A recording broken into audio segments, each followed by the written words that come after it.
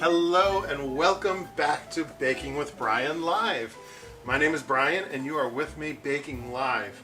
And I'm so excited to have you here with me. And it's going to be a really fun day today. I'm doing something actually a little bit different, doing a couple things a little bit differently today. I'm actually going to be baking live.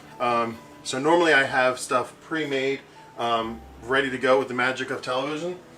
But today I'm actually going to be baking live in front of your very eyes, and God willing, with our fingers crossed, it'll all go well. So today we are going to be making scones, specifically traditional British scones, making two variations on the recipe. The first one is the one that I posted for our recipe online. It is a cream-based scone. There's no butter in it, and it's a savory scone. It's a ham and cheese scone, which is my favorite. This is my favorite scone recipe. It's more like a biscuit. The texture in it a little bit is more like a biscuit, but it's called a scone. And the second recipe is actually the traditional, or it's the recipe that the pastry chefs at Buckingham Palace use for the Queen's scones, the scones that she eats every day with her tea. Because traditionally, scones are eaten with tea in England at tea time around 4 o'clock in the afternoon. And they're different than biscuits because they're supposed to be they're supposed to be dunked actually in the tea. They're really dry, not super sweet, not super flavorful, just as something to go with your tea. So traditionally you top it with English clotted cream, which we have today. We're going to be eating with our scones, and some jam, and then you dunk it in your tea and you eat it, and it's delicious. Just a little light snack, afternoon snack. So the savory scones, obviously you wouldn't want to be doing that with, because you don't want to get those flavors in your tea. It's going to be a little gross. But the other scone dough that we're going to be making, the British scone from Buckingham Palace, is. I actually found this recipe. I've seen a couple variations of the traditional recipe for scones that is served to the Queen. One of them actually I saw in a museum. I don't really remember which museum it was, but it was President Eisenhower had visited Queen Elizabeth at Buckingham Palace, and she hosted a tea for him. And he loved the scones, and he wrote to her and said, "I must have your scone recipe." So she wrote back and she sent the recipe to him that they used then. And she signed it Elizabeth R and everything. It was really cute. It was really cool to see that. The recipe that I'm using actually was released by the Buckingham Palace pastry chefs 2 days ago, because traditionally at this time of the year the Queen is hosting garden parties. Unfortunately, because of coronavirus, she cannot have 500 people at the palace, so she's not hosting the garden party. So the pastry chefs decided to release some of her favorite things that are served at the garden parties, one of which is this scone. So that is the recipe that I'm using. It's a currant scone, so it's got currants in it, which are little they're kind of like raisins. They're smaller than raisins. They're a little bit more bitter than raisins, but they're, see, that's teeny tiny. I'll show it in my above camera. Let's see if you can see it. You can see it. It's a little tiny, little dried up little thing. It kind of tastes like a craisin. You just add a little texture, a little bit of sweetness to the. It really tastes like a raisin. It tastes like a cranberry raisin. So they just add a little sweetness to the scone and texture. So all right. So enough talking. We are going to be making. I'm going to be working a little bit backwards today. I have the two doughs made. They had to rest a little bit before I baked them. So I pre-made them. I'm going to show you how to roll them out. We're going to do two different shapes. Traditionally, scones, there's not really a traditional shape. They can be square, they can be triangle, they can be circles. If you do circles, you have a little waste. So I usually do square or triangle. So I'm going to show you how to do two different shapes with the dough here. So this is the first dough. This is, let's see if we can get a good above shot. This is the dough, the traditional British recipe dough. So this is the current, it's got flour, baking powder, butter, sugar, eggs, buttermilk, and currants. It's only got 7 ingredients, really easy. Before that, I'm going to flour my board a little bit. Scones, like biscuits, you don't want to overwork the dough because you want them to be nice and tender. So you just mix it till it's barely mixed in the bowl. I'm going to be mixing some dough so you guys can see it, how it's mixed. But you don't want to overwork it. So I'm not going to be using a rolling pin. I'm just going to be using my hands and pushing it out and shaping it. So it doesn't overwork the dough. This recipe has baking powder and buttermilk in it. Some recipes will have baking soda and a little bit of cream of tartar.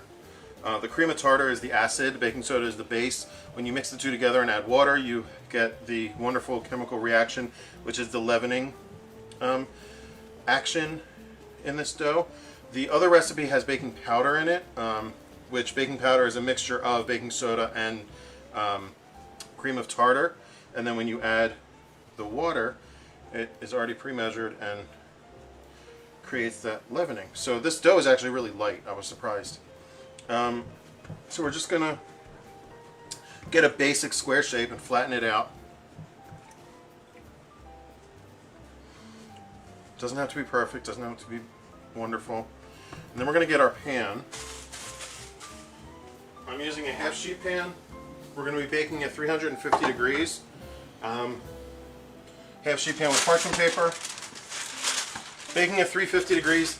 These only take about 10 to 12 minutes to bake, allegedly. You can tell when scones are done when A, they bounce back a little bit when you press on them and they're baked, and B, if the bottoms are browned nicely, then they're done. So we have our square there. Doesn't have to be perfect. You can either use a bench scraper or a knife. We're just going to cut it into fours. I mean, this is a bench scraper I'm using. And then into triangles. So you get 8 triangles. How easy was that? And they look adorable.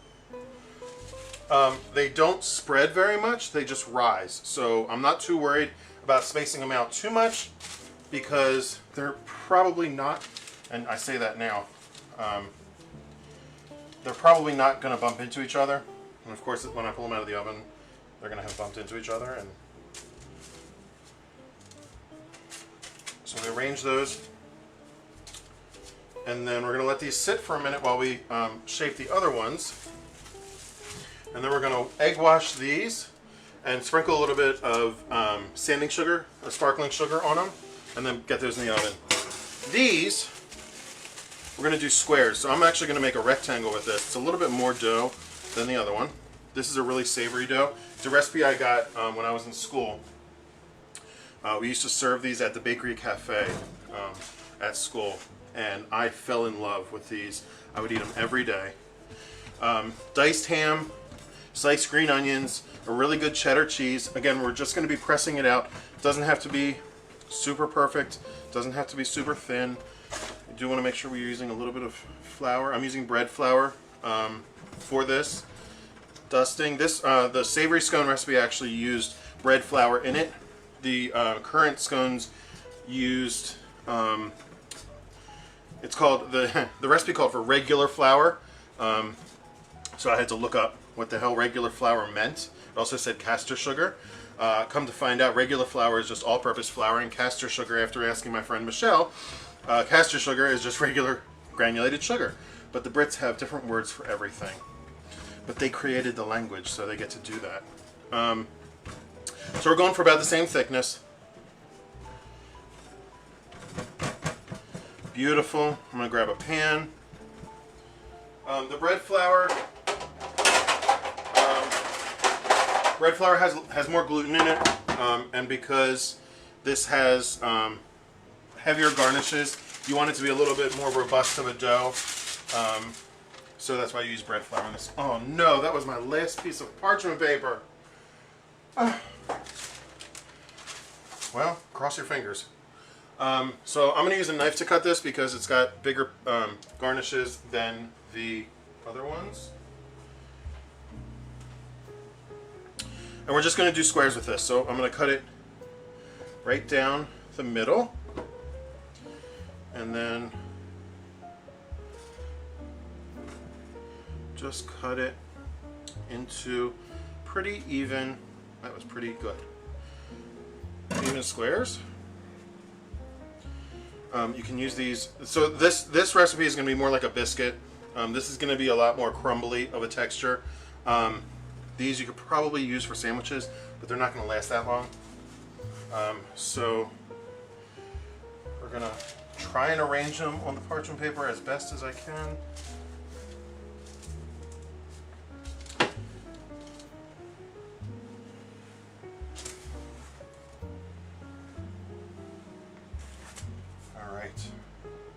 Beautiful.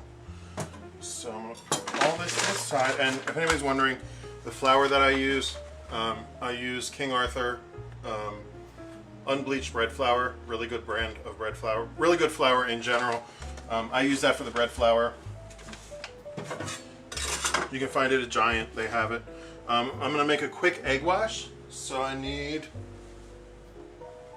a bowl, 2 eggs. I don't have my trash bowl on me today next to me, so I'm just going to grab a container. That's our trash container. I used for my egg wash 1 egg, 1 egg yolk,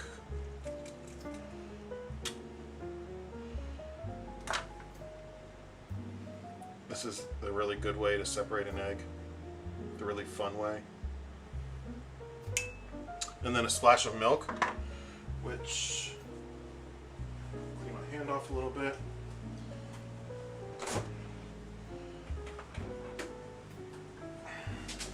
A splash of milk. You can use water if you want to. You can put a pinch of salt in it if you want to, not necessary. Then we're going to whisk that together.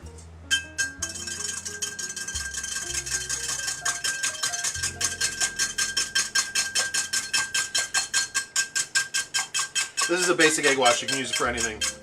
Use it for scones, biscuits, breads, challah bread. It's really good for. There you have it. That is it. Super easy. I'm going to find my brush. And we are going to bring our scones up.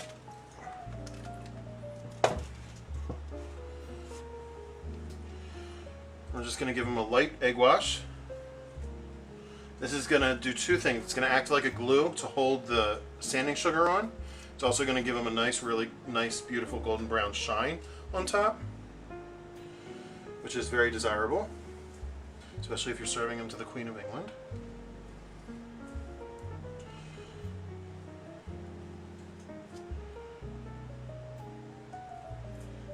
I don't worry about getting the sides. You're not going to see it. I'm not going to egg wash. I might egg wash those, but I'm not going to put the sanding sugar on the savory scones. And then we're just going to give a sprinkle.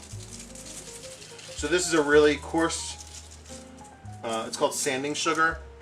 It's a coarse sugar that doesn't melt. So it keeps its crunchy shape. It keeps its shape and stays a little bit of crunchy in the oven, and it gives a nice sparkle when they come out. So these are going to go into the oven for about 10 to 12 minutes. Whenever I set my oven timer, I always set it on the lower end because you can always add time, but you can't take it away if you did too much. So I'm going to put these in. Set a timer. Okay, Google, set a timer for 10 minutes. Sure, 10 minutes. Starting. We have a question. Now. How about sea salt on the savory ones? Sure, you could do sea salt, you could do truffle salt, you could do, you could do Parmesan cheese on top of them on the savory ones. You could do a smoked salt, which would be really good. Actually, I think I might have a smoked salt. I might grab that and sprinkle it on. So just, again, a real quick egg wash. Doo-doo-doo. And then, let's see what I got. I have a birch smoked salt, sea salt. Survey says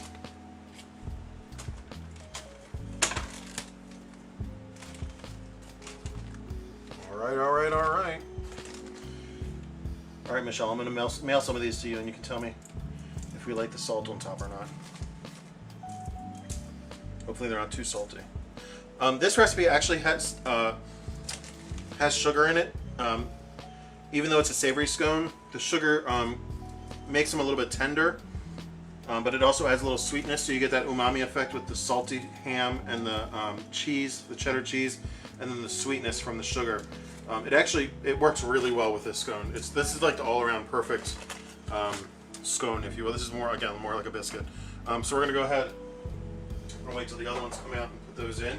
In the meantime, I'm gonna show you how to mix the dough. Now that we've already gotten them in the oven, I'm gonna show you the opposite end and how to mix the dough.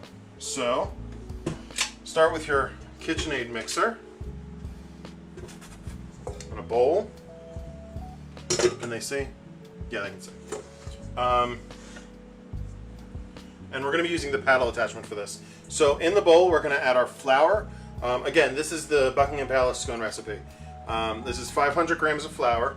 Of course, it comes from England, so it's in grams. I will post this recipe after the show is over. I didn't think about it yesterday when I posted the other one. So I'll post this one that's over.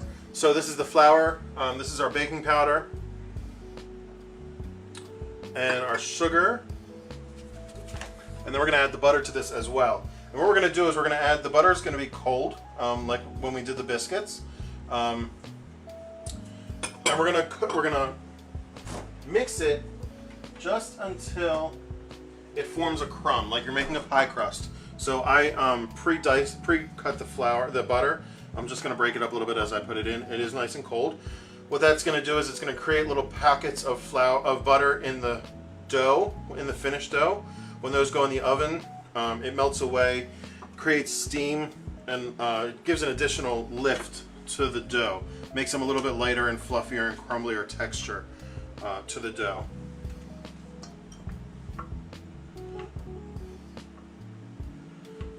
I see somebody noticed my jacket. Yes, I'm wearing a branded Bryan's Bakery jacket thanks to Magical Mask Designs. They were able to stamp my logo onto it. Go check out their Etsy page. They're on vacation right now, but they should be back middle of next week. Magical Mask Designs on Etsy. They're doing some really fun things with COVID-19, with coronavirus masks. Go check them out. So we have our butter, sugar, flour, baking powder in here. Always start, whenever you're mixing flour in your mixer, start it on low. If you start it on high, it goes crazy. It'll puff up in your face and make a big old mess. I'm going to measure out our currants. We need 100 grams of currants. So I'm currently measuring my currants. Da-dunch. Is this the same dough for both scones? It is not. Recipes are a little bit different.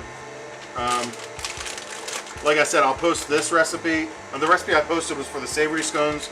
I will post this recipe after the show is over. So we are currently measuring our currants. That's a dad joke. There's 100 grams of currants. And I add the garnishes to the dry mix before I add the liquid into it, just to get the garnishes. Whatever you add in is called a garnish to the dough. So I just like to get the garnishes mixed in and coated with a little bit of flour to make sure they're evenly dispersed throughout the dough. They disperse more evenly when you mix them before you add the liquid and make your tough dough more evenly dispersed throughout the dough. So this is buttermilk. It's 140 milliliters of buttermilk. Funny story. I opened my fridge. There's no buttermilk in the fridge.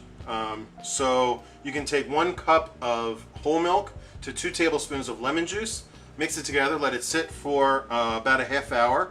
And it looks really gross. It looks like curdled milk, but that is buttermilk. You can kind of see it on the edge. It looks curdled, but it is not. It's totally safe to use. So I just made some homemade buttermilk on the fly. To that, we're going to add 2 eggs. 1 and 2. Like the biscuits, you want to add all your liquid at once. to your dry ingredients. Give it a little whisk. I saw Alton Brown do this whisking method on Good Eats one time, and it works so well. Just hold the whisk in the palm of your hands and roll back and forth, and it works really, really well. The more you know. So there's that. We're going to start the mixer up again. We're going to pour all the liquid in at once, our buttermilk and our egg. The other savory scone recipe did not have egg in it either. So that's going to give this a little bit more richness because it's got the egg yolk, the fat from the egg yolk in it. So you can hear the mixer is starting to work a little harder. We're going to kick it up a notch for a minute. Again, I don't want to overmix this. So just when I start to see the dough coming together and form, I'm going to stop it and we're going to pull it out and we're going to finish it on the cutting board.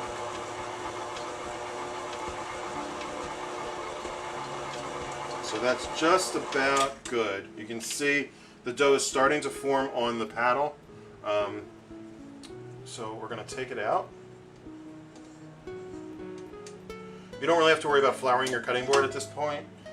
The dough is isn't too sticky. It's not going to stick on it too much.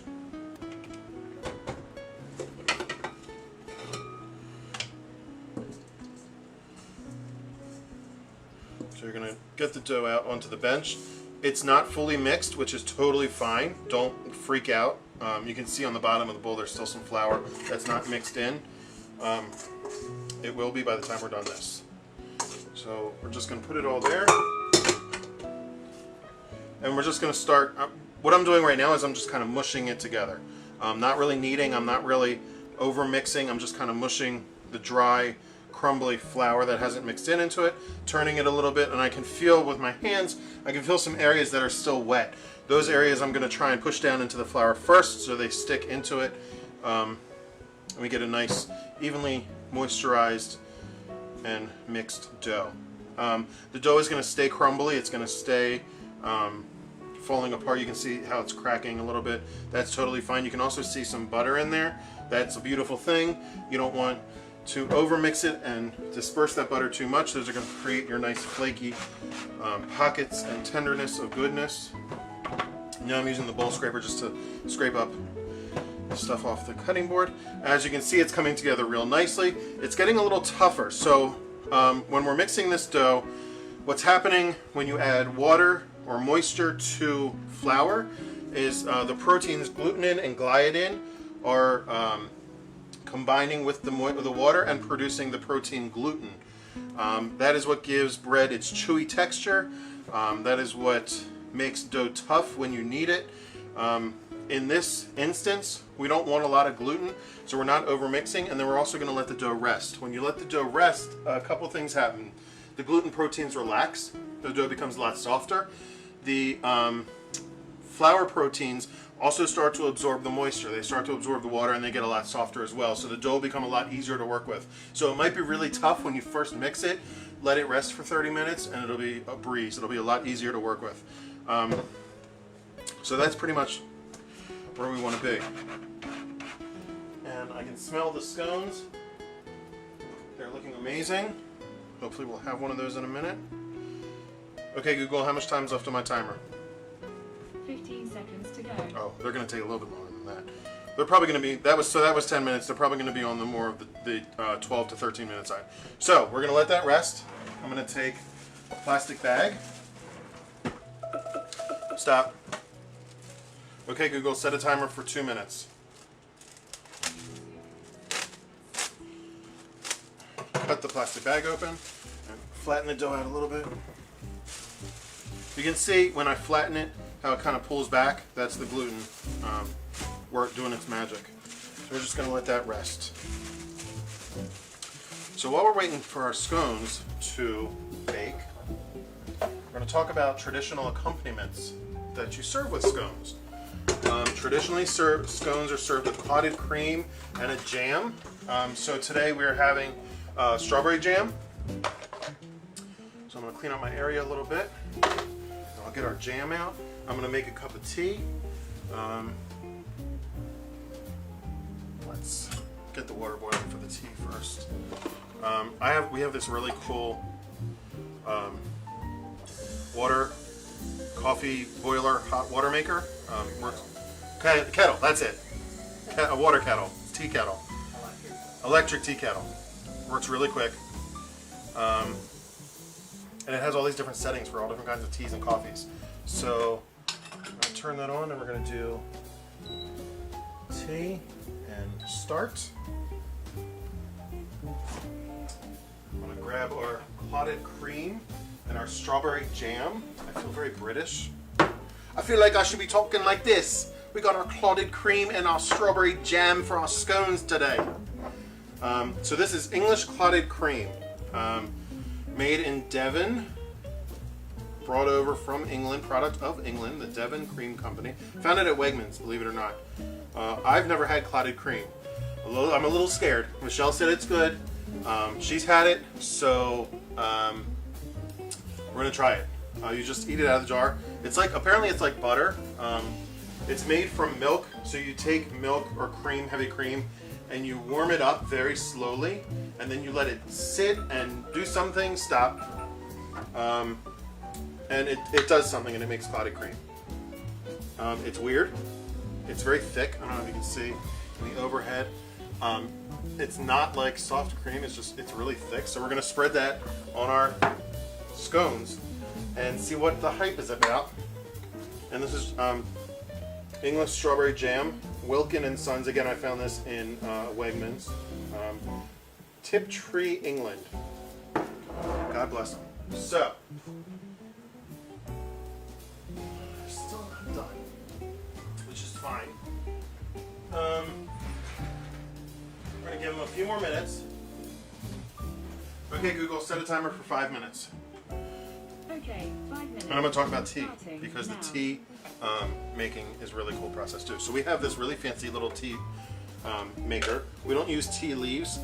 We don't use tea bags. We use loose tea leaves, which my grandfather, who was from London, always used loose tea, and that's what they use in England. So you put your loose tea in here, and then you put your hot water. You pour the hot water over it, and you let it steep, and then it does something magical when you put your put it on your cup. It's amazing. I'm just going to grab a teaspoon. I'm not going to tell you what it is because I want you to see it. It's really amazing. This is a whole leaf black tea that we're using, and I think calls for 1 teaspoon of tea leaves. So you just put your tea leaves in here, your favorite tea leaf. We have all different kinds. I have spearmint, which is really good. Put the tea leaves in there. Then you pour the boiling water, which it's getting there, on top of it. And you let it steep for 2 to 3 minutes, and then you put it on your cup, and you have tea. You grab a cup and a plate and a knife.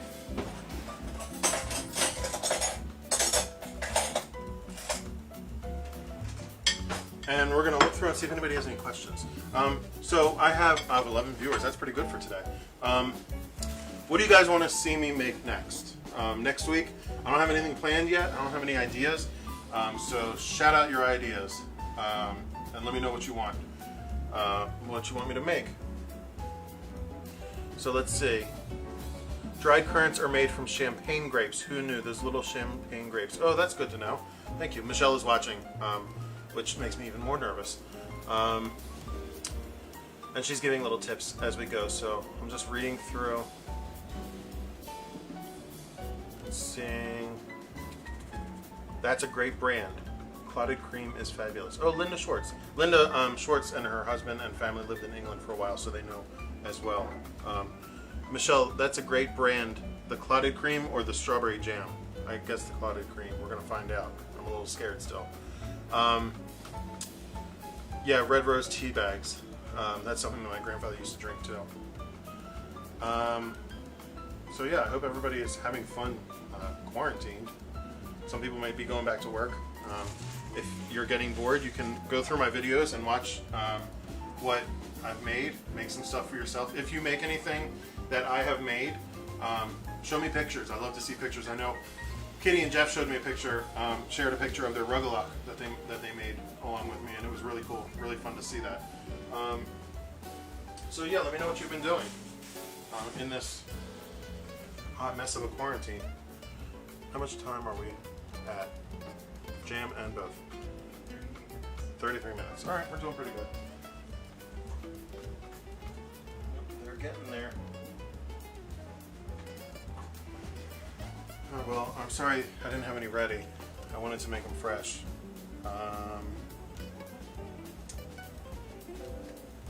How to ice a cake or cupcakes. I can do that. So we did that on our Easter show. We iced a cake, but I can show you guys how to fill and ice a cake. That could be fun. It can also be a little bit stressful and rage. This. What else? What else can I talk about?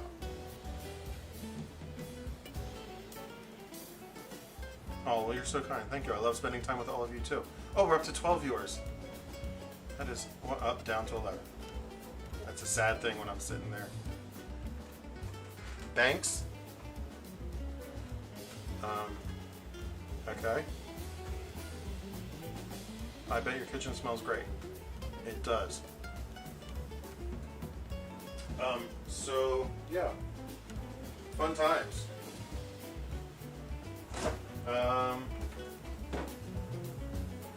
Oh, here's a good thing. So my real job, my full-time job, I'm a pastry chef at Atwater's Traditional Foods here in Baltimore. And if anybody's looking for a really good Baltimore peach cake, we're actually going to be selling one this year. I came up with a really good Baltimore peach cake recipe. And something along the lines of like Silver's and Hausner's Bakery. So we're going to be selling that, so that's going to be really good. Oh, babka, that's a good idea. Donuts, donuts. Yeah, I could do donuts. Babka, I think we're going to be doing babka. So babka is a yeast-raised cake with chocolate filling. It's really, really good. So that'll be a good test to see how we do a yeast-raised cake live on TV. So, water is hot. We're going to pour that on top of our tea leaves. And it swirls around. Okay, Google, set a timer for 3 minutes. Okay, 3 minutes. And that's starting now. And then we just pop the top down and let that steep. And it's amazing.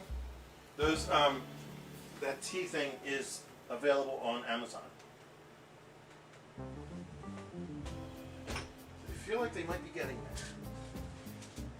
Definitely longer than 10 to 12 minutes. I think I might have made them a little thicker. Almost. Okay, Google, set a timer for 5 minutes. Second timer, 5 minutes. So, yeah, I guess we can get into breads. We can get into doing breads somehow. We can figure it out. Yeast breads. Yeah, we'll try chocolate babka. That's going to be fun. So it's a yeast dough, kind of like a Danish dough, and then you roll it out and you spread it with the chocolate filling, and then you roll it up really tight to make like you're making a cinnamon roll. And then so you have this roll, and you cut it down the center, and then you twist it so the cinnamon gets all the chocolate filling gets all twisted in. You could do a cinnamon babka, you could do a chocolate babka. We're going to be doing chocolate babka. And then it bakes, and it's this really rich, delicious dessert. So yeah, we'll be doing that. Yeah. So then, if anybody's interested, I have scones for sale. Contact me. Uh-oh, we're down to 8 viewers. I guess I'm boring some people. Contact me if you'd like to buy some scones. We have we currently have current scones, and we'll have ham and cheese scones.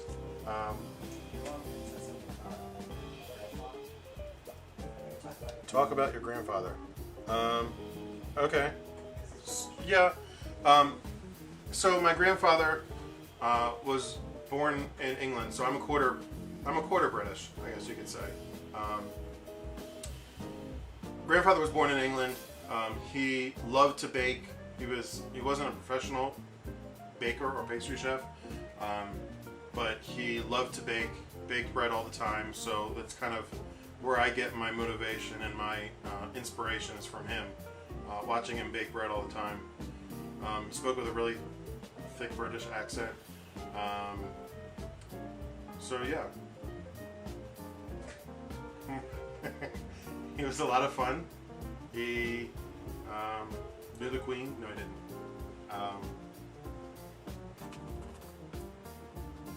Oh, I'm not boring. I know I'm not boring. I was just saying that. Okay, they are starting to brown.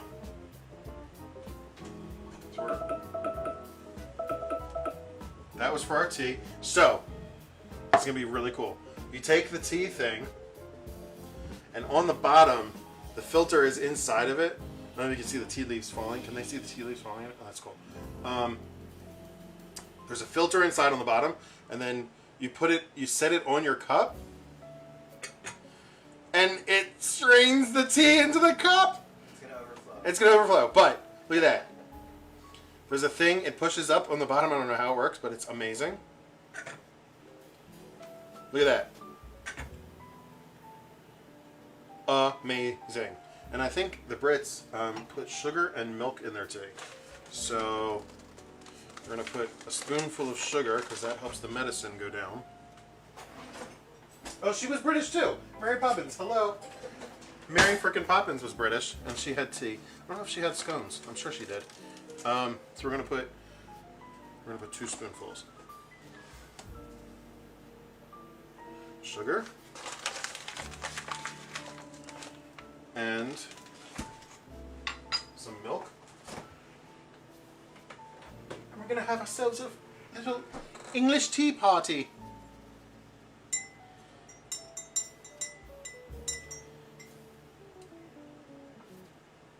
I don't know how much milk, but that looks like enough.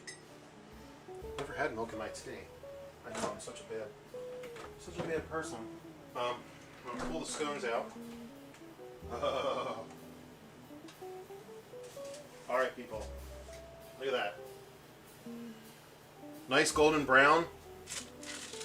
The bottoms are browning, which means they are ready. We're gonna pull those out. I'm gonna put the savory ones in. They're probably going to bake for about the same amount of time. Okay, Google, set a timer for 25 minutes. Second timer for 25 minutes. Starting now. Not quite sure why I have 2 timers, but... So we're going to try the tea. It's hot, but it's good. Because this is the first time I listened to those scones. Gail is watching. Her family is also British. Wonderful. In England and the rest of the Commonwealth, we make round scones. Only ever seen triangles in the U.S. Well, there you go. Looks like Veronica lives in England or in the Commonwealth. Thank you for letting me know. I've seen all shapes and sizes. So I guess only in the U.S. we make triangles, but I've seen them in circles. I've seen them in squares. I've seen them in triangles.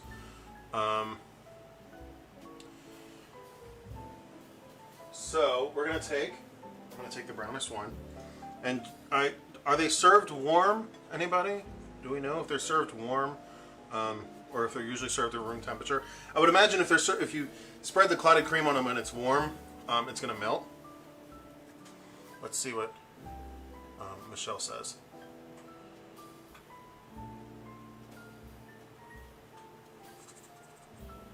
Oh, you live in Ellicott City now. Well, wonderful. I'm in Columbia, so you should order some stuff for me. Okay, so we're just gonna go with it. Yes, Oh. I have them warm. Look at that. Yes, I have them warm and cold. All right, here we go. We got our cream. We got our jam. We got our tea. Dun dun dun dun dun dun dun dun dun.